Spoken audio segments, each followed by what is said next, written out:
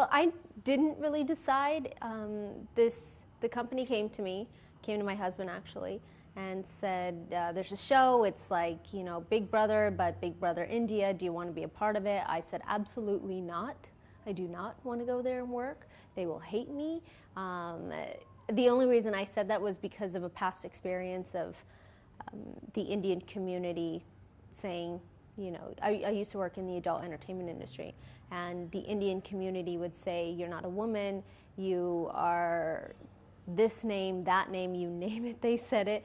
You are not, what an Indian woman should be.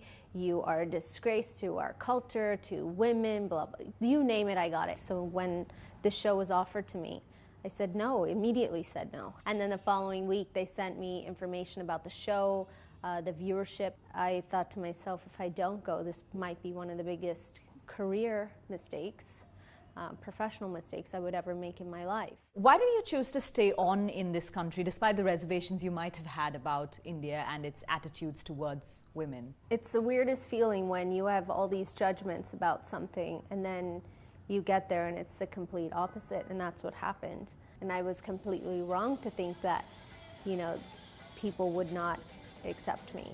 There were groups of people that didn't, and I respect them for it. That's their choice, that's their opinion.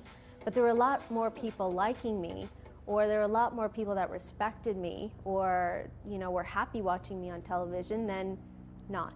You've worked in the adult entertainment industry, and now you've worked in the Indian film industry.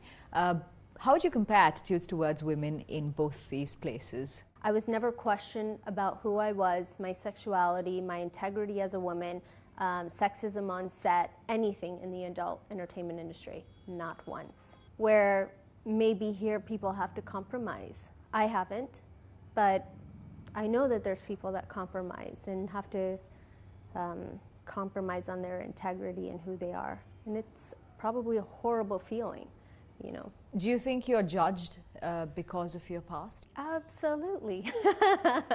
But that's what I created.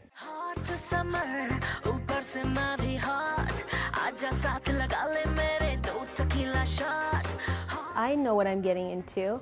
I know that when someone maybe hires me, they want Sunny Leone to show up, or they want to get the Sunny Leone shots. I don't know what that means, by the way, but I can guess that it's, something more on the more glamorous side or the sexier side, maybe that some people are not comfortable with. But that's the image that I created, so I'm okay with it. I think that some people just don't understand that sometimes they say things and it's so rude and it's so inappropriate. And, unfortunately, I think a lot of different women have to deal with this. And I've had to deal with this in my own way, and it's not fun. But the only way for you to get through that moment is to just either say how you feel in the most non-emotional way possible. Because the second I feel like a woman, if we as women either cried or got emotional or start yelling and screaming, that's the second they stop listening. Do you think the Indian film industry commodifies or objectifies a woman more than they do men? I don't know, I objectify men all the time. Just kidding. Maybe not so much kidding. But I don't see the word objectification as a bad word. We all objectify things and products and people to sell the product that we wish to sell. For me, sometimes it's selling brand Sunny Leone.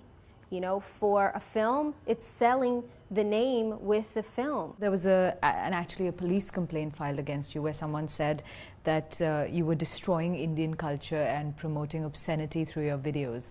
What was your reaction to that? It's sad that people would write that, because to say that I'm corrupting one of the largest populations in the entire world it's just ignorance. I respect the fact that you might not agree with my decisions in life. That's your right and that's your choice as a free human being living in the world.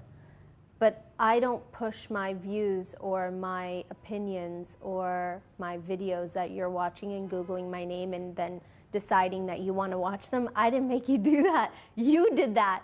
So if you don't want to watch them, then just don't type my name in Google and you won't find them. I'm sure there have been instances when you've been offered, or maybe you've done roles in movies where, the female character might be there just because of the way she looks. How do you reconcile that? You have to weigh out what the whole project as a whole. There are certain different things where they only want Sunny Leone, who's in here. So what is it that we are going to get out of it as a brand, as a business? And that's kind of how we weigh out what to do and what not to do.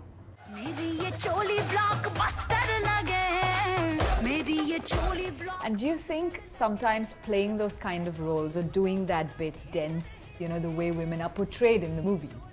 I want to do the song. I either like the song, I believe that it's going to benefit me in some way, it's going to help me in my career in some way or another, or, there's these really famous Americans that I hear all the time, and I think Marlon Brando was one of them, Johnny Depp was one of them, Elizabeth Taylor was one of them. The common denominator in all the things that they've said is somebody wants to pay me $1 million to be in a song, then I will be in that song. It's very simple.